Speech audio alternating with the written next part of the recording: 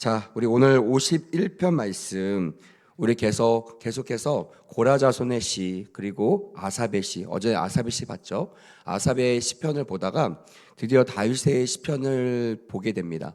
근데 제가 이 말씀을 묵상하면서 여러분들도 아마 느꼈겠지만 좀 의아했을 거예요.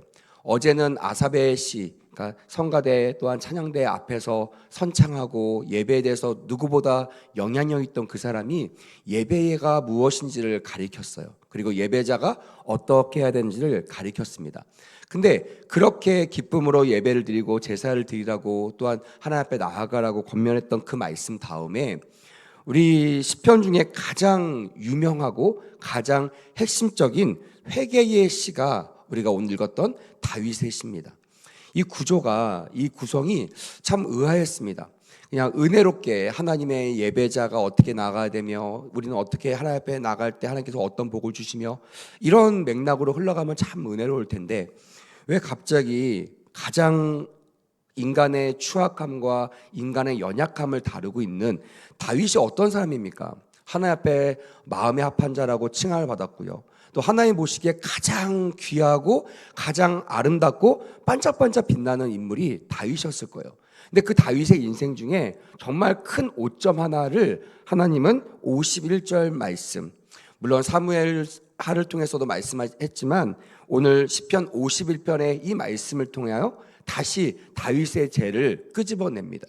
그 이유가 뭘까? 오늘 말씀을 통해서 한번 상고해보고 또 우리의 모습도 한번 이 말씀에 비추어 봤으면 좋겠습니다. 이 표제어에 보면요, 51장 표제에 보면 이렇게 기록되어 있습니다. 다윗의 시, 인도자를 따라 부르는 노래. 다윗이 밧세바와 동침한 후 선지자 나단이 그에게 왔을 때라고 이 시편이 써졌던 배경을 너무나 정확하게 표현하고 있습니다. 다윗이 썼고요. 그리고 이것은 다윗이 밧세바와 동침한 후에 그리고 나단 선지자로부터 하나님의 책망을 받은 후에 썼다라고 우리는 이 배경을 성경을 통해서 확인할 수가 있습니다. 자, 어떻게 하나님께서 다루시고 어떤 것들을 말씀하시는지 우리 1절, 2절 다시 한번 살펴보겠습니다. 1절, 2절 시작. 하나님이여 주의 인자를 따라 내게 은혜를 베푸시며 주의 많은 긍휼을 따라 내 죄악을 지워 주소서. 나의 죄악을 맑게 씻으시며 나의 죄를 깨끗게 제하소서라고 기록되어 있습니다. 이 1절에 보면요, 인간의 연약함을 너무나 잘 표현하고 있습니다. 그리고 이 연약함을 누구에게 말을 해야 되는가, 이 연약함을 누구에게 의탁해야 되고 누구를 의지해야 되는지를 너무나 분명하게 제시하고 있습니다. 1절 앞에 뭐라고 되어 있어요? 하나님이여 라고 되어 있잖아요. 이 다윗이 죄 가운데 있었어요. 여러분, 죄가 뭡니까? 하나님과 우리 사이를 갈라놓는 거예요. 그래서 성경에는 막힌 담이다 라고 표현하고 있습니다. 담이 앞에 있으면 어떻게 되죠? 지금 여러분들과 제가 담이 없습니다. 근데 옛날에 코로나 때는요, 여러분들과 저희 사이를 이렇게 분리시키기 위하여 앞에 뭐 여러 가지 장치를 통해서 뭐 침이 못 튀게 하고 또 여러 가지를 막는 그런 장치를 했습니다. 저희 옛날 교회에서도 이렇게 강대상 앞에 이만한 판때기 같은 걸 투명 판때기를 대서 뭐 저의 말하는 거, 저의 침이나 이런 것들이 성도한테 가지 못하도록 이렇게 막은 적이 있어요. 정말 설교하면서도 너무나 답답했습니다. 물론 투명이기 때문에 보이긴 해요. 근데 여기 자그마한 것이 막혀 있으니까 정말 불편하고 답답하더라고요. 하물며 투명도 아니고 아주 두껍고 아주 무시무시한 이 담이 우리와 하나님 사이에 있다고 생각해 보세요. 저와 여러분들 사이에 담을 두고 제가 설교를 한다고 생각해 보세요. 얼마나 답답하겠습니까? 제가 아무리 봐도 여러분들의 눈을 볼 수 없고 여러분들도 아무리 봐도 저를 볼 수 없다면 얼마나 답답하고 힘듭니까? 그것을 죄라고 표현하고 있습니다. 그런 죄 가운데서 더 이상 하나님을 볼 수 없고 하나님의 음성을 들을 수 없는 그가 끝까지 붙잡았던 이름, 그 이름이 뭐예요? 하나님이에요. 하나님을 볼 수 없는데, 정말 하나님을 만날 수 없는데 그가 그럼에도 불구하고 여전히 포기할 수 없고 여전히 의탁하는 존재가 하나님이라는 것을 1절은 너무나 명쾌하게 표현하고 증거하고 있습니다. 하나님이여 주의 인자를 따라 내게 은혜를 베푸시며 주의 많은 긍휼을 따라 내 죄악을 지워 주소서. 하나님께 바라는 게 뭐예요? 나의 죄악을 지워달라는 거예요. 여러분, 그런 적 있지 않습니까? 이 죄는 정말 숨기고 싶어요. 이 나의 이 과거, 물론 내가 좋아서인 건 아니지만 내가 정말 철없이 했던, 아니면 내가 의도하지 않게 저질러졌던, 내가 정말 내 인생의 치욕 같은 그런 죄, 그런 이야기들이 끄집어내는 것을 원하는 사람은 아무도 없습니다. 만약에 내가 어릴 때 정말 많은 사고를 쳤어요. 근데 만약에 어떤 어른이 됐는데 어떤 지나가다가 어떤 사람을 만난 거예요. 많은 사람이 같이 있는데, 근데 그 사람이 저를 보면서 반가워하면서 저의 어린 적 모습밖에 모르니까 저의 어릴 적 모습처럼 저를 막 대하는 겁니다. 막 웃으면서 막 그 얘기를 막 그냥 자랑하듯이 얘기하는 거. 너 그때 그랬잖아. 그럴 때 어떻게 되겠어요? 정말 막 도망가고 싶지 않겠습니까? 나와 함께 있는 사람은 전혀 다른 나의 모습을 보고 있는데, 나의 좋은 모습, 내가 포장한 모습, 내가 만들고 싶어했던 내 이미지를 다 갖고 있는데, 그 사람이 와서 순식간에 나의 모든 이미지를 깎아내린다는 거예요. 나의 숨기고 싶었던 이것만큼은 절대 밝히지면 안 돼 라는 그 한 가지 모습을 너무나 많은 앞에, 너무나 많은 사람 앞에 노출한다고 생각해 보세요. 정말 쥐구멍이라도 있으면 들어가고 싶을 거예요. 오늘 이 다윗이 그러지 않겠냐는 거예요. 많은 신하 앞에서, 또 많은 백성들 앞에서 정말 지금까지 이스라엘의 국기에 다윗의 별이 있는 것처럼 많은 사람들이 가장 선왕, 가장 위대한 왕, 가장 본받고 싶은 왕, 이 왕이 다윗인데, 그 다윗이 가장 신뢰하는 선지자로부터 이 책망을 받게 되는 거예요. 이 내용은 사무엘하 12장에 기록되어 있습니다. 12장 1절부터 보면요, 1절부터 4절까지 보면 이렇게 기록되어 있습니다. 여호와께서 나단을 다윗에게 보내시니 그가 다윗에게 가서 그에게 이르되, 한 성읍에 두 사람이 있는데 한 사람은 부하고 한 사람은 가난하나 그 부한 사람은 양과 소가 심히 많으나 가난한 사람은 아무것도 없고 자기가 사서 기르는 작은 암양 새끼 한 마리뿐이니라. 그 암양 새끼는 그의 자식과 함께 자라며 그가 먹는 것을 먹으며 그의 잔으로 마시며 그의 품에 누움으로 그에게는 딸처럼 되었거늘 어떤 행인이 그 부자에게 오매 부자가 자기에게 온 행인을 위하여 자기의 양과 소를 아껴 잡지 아니하고 가난한 사람의 양 새끼를 빼앗아다가 자기에게 온 사람을 위하여 잡았나이다. 이런 예화를 했습니다. 왕이요, 이런 사람이 있었습니다. 부자인데 양과 염소가 많은데 자기 염소를 잡아서 대접한 것이 아니라 딸처럼 여기던, 정말 하나밖에 없는 이 작은 양의 새끼를 가진 이 가난한 사람의 그 양을 뺏어다가 그것을 가지고 대접했나이다. 이렇게 왕에게 말합니다. 왕은요, 자기에게 한 얘기인지도 모르고 화가 났습니다. 열이 받았습니다. 어떻게 그런 나쁜 놈이 있느냐? 그를 당장 죽일지라. 그랬더니 나단이 뭐라고 해요? 손을 쭉 내밀더니 그게 당신입니다. 그게 놉니다. 라고 얘기하는 겁니다. 그때 다윗은 어땠을까요? 정말 당황했을 거예요. 그리고 그 순간 어떤 사건이 떠올랐어요? 그동안 죄로 여기지 않았던, 왕이니까 그럴 수도 있지, 모든 사람이 다 내 건데, 이렇게 생각했던 이 다윗이 하나님의 근엄한 말씀으로 그 말씀이 받아들여졌다는 거예요. 그때 쓰여진 시가 바로 오늘 우리가 읽었던 51편입니다. 인간의 가장 취약함이 드러난 때, 인간이 가장 숨고 싶을 때, 인간이 가장 나의 인생의 자멸감을 느낄 때, 그때 1절은 우리에게 말하고 있습니다. 다윗은 그럼에도 불구하고 포기하지 않고 한 존재를 의지하고 의탁했다라는 거예요. 그게 누구라고 했어요? 하나님이라고 했습니다. 사랑하는 여러분, 우리는 어떤 상황에 놓일지 모릅니다. 또한 오늘 내가 어떤 환경에 마주대야 할지 모릅니다. 하지만 분명한 건 한 가지가 있습니다. 그거는 어떤 상황 속에서도 절대적으로 우리가 의지해야 될 분은 하나님 한 분이시라는 것입니다. 믿으시면 아멘.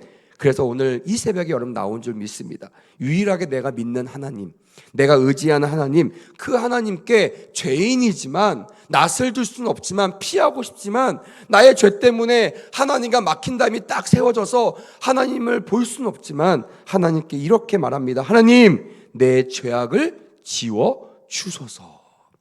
여러분, 이 말은 9절에도 나옵니다. 주여 얼굴을 내 죄에서 돌이키시고 내 모든 죄악을 지워 주소서. 그러니까 51편의 핵심 뭐예요? 하나님, 나의 죄를 지워달라는 거예요. 왜 이 죄를 지워달라고 했습니까? 하나님과 막혀 있는 것을 감당하지 않는 거예요. 여러분, 다른 것으로 괴로워하십니까? 물질이 없는 거, 또한 내 사업이 잘 되지 않는 거, 내가 마음에 안 드는 사람이 계속 앞에서 알짱알짱거려서 내 마음을 힘들게 하는 거, 또 혼자 여러 가지 생기지 않을 염려 때문에, 생활의 염려 때문에 내 마음이 무거워지는 거, 이런 것 때문에 고민하십니까? 여러분, 정말 의인들은요, 정말 주님의 은혜를 입은 자들은 가장 무서운 게 뭐냐면, 나중에 나오겠지만 성령이 떠나가는 거예요. 또한 그것은 뭐냐면 하나님과 막혀있는 담을 경험할 때예요. 옛날에는 터져 있었어요. 좀 어리숙하고 좀 힘들었지만 그래도 눈을 뜨면 하나님을 볼 수 있었어요. 내가 좀 힘들고 내가 좀 잘 못 산 적은 있었지만 하나님의 성령이 내 안에 거한 것을 매일마다 느낄 수 있었어요. 여러분들과 저처럼 예배 때마다 성령께서 하시는 말씀을 들을 수 있고요, 깨달을 수 있고요, 통곡할 수 있고요, 아버지 앞에 돌아갈 수 있는 그런 환경이 있었습니다. 근데 오늘 이 사건, 이 나단의 그 책망 앞에서 다윗은요, 큰 벽을 경험했을 거예요. 죄 때문에. 하지만 그럼에도 불구하고 평상시 내가 해왔던 이 기도 때문에, 평상시 내가 신뢰했던 이 신뢰감 때문에 그럼에도 불구하고 하나님을 잃어버리지 않았다는 것이 우리에게 큰 교훈으로 다가와야 될 줄 믿습니다. 어느 때든지 여러분 하나님 앞에 나오십시오. 하나님을 바라보십시오. 성령님을 부르십시오. 그럼 여러분 반드시 우리의 죄가 지워질 것이고 하나님의 평강과 은혜와 긍휼을 따라 나의 모든 죄가 깨끗하게 씻김받게 될 줄 믿습니다. 아멘. 그래서 이 다윗이 지혜롭게 하나님 앞에 기도할 때 그냥 내 죄를 사해 주세요 라고 한 것이 아니라 하나님이 거절할 수 없는 두 가지 단어를 사용합니다. 그게 뭐냐면 은혜라는 단어입니다. 우리가 알다시피 헤세드, 이거는요 나에게서 발생되는 은혜가 아니에요. 헤세드는 아시죠? 위로부터 내려오는 은혜입니다. 그러니까 내 존재와 상관없이, 나의 행위와 상관없이 그냥 위에 있는 분이 그냥 부어주시는 거예요. 우리도 간혹가다 그런 일이 있잖아요. 지나가다가 어떤 분이 그냥 용돈하라고 돈을 주는 거예요. 내가 뭐 이뻐서, 내가 뭘 잘나서, 내가 어떤 존재이기 때문에 주는 것이 아니라 그 사람이 그냥 주고 싶은 거예요. 주머니 주적거리다가 그에게 맞는 상금을 줍니다. 선물을 줍니다. 얼마나 은혜롭습니까? 이거 받을 때 와 그래 나는 이 정도 받을 수 있는 사람이지 라는 사람은 한 명도 없을 거예요. 다 감사하고 몸둘 바를 모르는, 내가 한 것도 없는데 왜 나에게 이런 은혜를 주십니까? 그 은혜가 뭐라고요? 여기 나와 있는 헤세드라는 거예요. 하나님이 우리에게 그런 은혜를 주신 줄 믿습니다. 아멘. 다윗이 그걸 알고 있었기 때문이에요. 내가 붙잡을 거 내가 아니라 그럼에도 불구하고 나에게 부어주시는, 위로부터 부어주시는 그 헤세드의 은혜를 다윗은 기억하고 그것을 가지고 하나님께 아뢰었다라는 것입니다. 두 번째 단어는 뭐예요? 긍휼이라는 단어입니다. 이 리바라는 단어는요 바로 어머니의 품이라는 뜻을 가지고 있어요. 여러분, 제가 기도라는 것을 가리킬 때 기도는 하나님과 나 사이의 탯줄과 같은 것이다. 아이는요 부모님께 바라는 것이 없어요. 뱃속에 있는 태아는요 그냥 나는 존재할 뿐이고 연결되어 있는 탯줄을 통하여 어머니가 나에게 필요한 것들을 다 공급해 주시는 거예요. 그러니 나의 인생 중에 가장 편안할 때가 언제예요? 뱃속에 있는 거죠. 나오자마자 내 힘으로 살아야 돼요. 막 울죠. 억울해서 울잖아요. 막 아기가. 내가 여기가 좋았는데, 여기가 편했는데 끄집어내니까 얼마나 답답하고 얼마나 힘들겠습니까? 그때부터 고난이 시작되죠. 밥 달라고 울어야 되죠. 뭐 해달라고 떼써야 되죠. 그러니까 얼마나 힘든 세상을 가지고 있어요. 하지만 뱃속에 있을 때는, 태아에 있을 때는 엄마가 다 알아서 나에게 공급해주는. 그러니까 이 다윗은 그것을 깨달았어요. 아, 위로부터 내려오는 하나님의 그 헤세드, 그리고 하나님께 나에게 모든 것을 공급해 주시는 그 긍휼. 하나님, 이 은혜와 긍휼로 뭐를 지워달라고요? 나의 이 취약한 죄를 지워 주옵소서라고 기도할 수가 있는 것입니다. 나에게 나의 죄악을 맑게 씻으시며 나의 죄를 깨끗게 하옵소서. 여러분, 우리가 세탁을 할 때 그러잖아요. 세탁기 넣는데 나의 이 지우고 싶은 이 부분이 깨끗하게 지워지지 않는 거예요. 얼마나 답답합니까? 근데 한편으로는 이해가 되죠. 왜냐하면 아무리 세탁기라고 해도 이 부분은 지워지지 않을 텐데 라는 마음으로 세탁기에 집어넣잖아요. 이거 어떻게 해요? 특수화학을 통해서 이것을 완전히 깨끗하게 해야 됩니다. 마찬가지예요. 우리의 힘으로 우리가 스스로 처리하고 싶고 지우고 싶은 죄들이 있어요. 우린 또 스스로 그걸 지우려고 노력합니다. 그것을 깨끗한 이미지로 덮으려고 하고요. 그것을 은밀한 곳에 박아두기도 하고요. 이걸 아는 사람들을 다 멀리하고 훌쩍 떠나서 아무도 없는 곳에서 새로 시작하고 싶은 마음도 있습니다. 하지만 죄는 언제나 드러나기 마련입니다. 10년 뒤, 20년 뒤 내가 정말 당황하는 그 상황 속에서 나의 죄가 드러난 일이 없다는 보장이 없습니다. 하지만 유일하게 그 모든 지워지지 않는 때가 말끔하게 또한 깨끗하게 지어줄 수 있는 유일한 방법을 다윗은 알고 있었어요. 나로는 할 수 없어요. 왕이 할 수 없는 것이 있습니까? 없어요. 하지만 다윗은 알았어요. 나의 이 죄는 왕인 나도 해결할 수 없다. 지울 수 없다. 그래서 하나님을 바라보고 하나님의 그런 은혜와 긍휼을 의지하여 나의 죄를 지워달라고, 나의 죄를 맑게 씻어달라고, 나의 죄를 깨끗게 하여달라고 하나님 앞에 간청할 수밖에 없었다라는 것입니다. 이것이 예배에 나오는 우리의 모습이어야 될 거예요.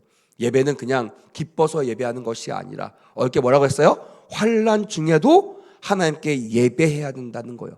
또한 죄가 드러난 이 상황 속에서 내 힘으로 어찌할 수 없는 이 막막한, 이 적막한 상황 속에서도 우리는 하나님 앞에 나가야 된다는 거예요. 어렵게 배웠죠? 왜 그런다고 했어요? 이 예배는 나로부터 시작되는 것이 아니라 하나님의 부르심부터 시작된다는 거예요. 나단을 왜 보냈습니까? 부른 거예요. 다윗아, 너 나의 마음에 합한 자라고 내가 너를 칭했는데 지금 너와 나 사이에 이 죄 때문에 내가 너한테 다가갈 수가 없구나. 네가 나한테 나올 수가 없구나. 그러니 나의 종을 보내서 책망함으로 회개함으로 나에게 돌아오지 않으련 주님의 초청장인 것이에요. 그때 이 다윗은 회피하지 않았습니다. 숨기지 않았어요. 왕이면요 그 자리에서 이 비밀을 알고 있는 나단을 죽여도요 누가 뭐라고 할 수가 없습니다. 하지만 다윗은 겸손하게 하나님의 말씀을 받았어요. 나단 한 명의 연약한 인간의 말이 아니라 나에게 주시는 근엄하신 하나님의 그 말로 듣고 그 앞에 엎드려 이렇게 고백했다라는 것입니다. 무릇 나는 내 죄가를 아오니 내 죄가 항상 내 앞에 있나이다. 여러분 한번 3절 우리의 고백처럼 한번 읽어볼까요? 시작. 무릇 나는 내 죄가를 아오니 내 죄가 항상 내 앞에 있나이다. 오늘 하루 종일 이 고백을 통하여 하나님과 끊어지지 않는 인생 되기를 간절히 원합니다. 아멘. 다윗의 위대함이 뭐예요? 왜 다윗을 하나님께서 내 마음에 합한 자라고 했어요? 아무 죄가 없는 것이 아니에요. 여러분들과 죄가 아무 죄가 없습니까? 말씀 잘하신 저에게 아무 흠이 없습니까? 흠이 없기 때문에 말씀을 전하는 것입니까? 아니에요. 나도 흠이 있어요. 저도 흠이 있습니다. 여러분도 흠이 있어요. 그럼에도 불구하고 그런 흠 많은 우리들을 하나님께서 부르셨기 때문에 이렇게 고백할 수밖에 없는 거야. 주님, 내가 주님 앞에 서니 내 죄가 보입니다. 내가 주님의 말씀을 들으니 내 죄를 알겠습니다. 이 아는 것이 너무나 귀하다라는 것이에요. 그래서 여러분, 교회에서 가장 중요한 메시지는요 회개 촉구의 메시지입니다. 예수님도 이 땅에 와서요 가장 먼저 하셨던 말이 뭐예요? 회개하라, 천국이 가까이 왔느니라. 그 하나님의 아들이 이 땅에 와서 얼마나 하고 싶은 말이 있겠습니까? 하지만 그 말 중에 가장 중요한 말, 왜냐하면 구원하기 위하여 반드시 회개가 필요한 것을 알았기 때문에 그래요. 그리고 우리는 고백해야 됩니다. 내 앞에 항상 죄가 엎드러져 있어요. 내가 신경 쓰고 내가 집중하고 내가 하나님을 의지하지 않으면 내 앞에 엎드러져 있는 내 앞에 걸림돌 같은 이 죄악을 피하지 못하고 걸려서 넘어지게 된다는 거예요. 여러분 인정하십시오. 아무리 경건하게 살려고 노력해도요 죄가 내 앞에 있음을 고백하시길 간절히 바랍니다. 아멘. 그러니까 항상 길을 걸을 때도, 일을 할 때도, 운전할 때도, 사람들 만날 때도 뭘 의지해야 돼요? 누구를 의지해야 돼요? 하나님을 의지해야 됩니다. 하나님, 오늘 만남에 내 죄가 나타나지 않게 하여 주옵소서. 이 엎드러져는 죄에 걸려지지 않게 하여 주옵소서. 친구들이 유혹할 때, 또한 바이어들이 유혹할 때 여기에 넘어가지 않게 해달라고, 믿음으로 극복하게 해달라고 다윗처럼 하나님께 간절히 구하는 우리 모두가 되었으면 좋겠습니다. 아멘. 그 이유, 그 원인을 5절에 이렇게 표현하고 있습니다. 내가 죄악 중에서 출생하였으며 어머니가 죄 중에서 나를 잉태하였나이다. 이것은 엄마 때문이라고 말하는 것이 아니에요. 바로 우리가 알고 있는 원죄에 대한 고백입니다. 얼마나 위대합니까? 이는 신학도 안 배웠습니다. 이는 설교를 통해서 들은 적도 없어요. 근데 성령을 통해서 깨달은 거예요. 아, 내 죄가 나의 자범죄도 있지만 위로부터, 아담으로부터 흘러오는 이 원죄가 있구나. 그러니까 다시 말하면 뭐예요? 나는 언제든지 기회가 주어지면 죄를 지을 수밖에 없는 그런 죄인이구나라는 자각을 했다라는 것입니다. 오늘 이 새벽에 이 자각이 일어나는 은혜가 있기를 간절히 원합니다. 떳떳하게 당당하게 사는 인생이 아니라 항상 죄인의 모습으로 의인을 구하는 거예요. 하나님, 내가 이런 죄인이지만, 연약한 존재지만 하나님이 나를 도우시면 나도 하나님과 같은 의인의 삶을 살 수 있습니다 라는 믿음으로 하나님께 구했으면 좋겠습니다. 7절 우리 한번 읽어보겠습니다. 7절 시작. 우슬초로 나를 정결하게 하소서. 내가 정하리이다. 나의 죄를 씻어주소서. 내가 눈보다 희리이다 라고 말씀하고 있습니다. 이 우슬초, 왜 갑자기 우슬초가 나왔을까? 우슬초는 여러분 식물이죠.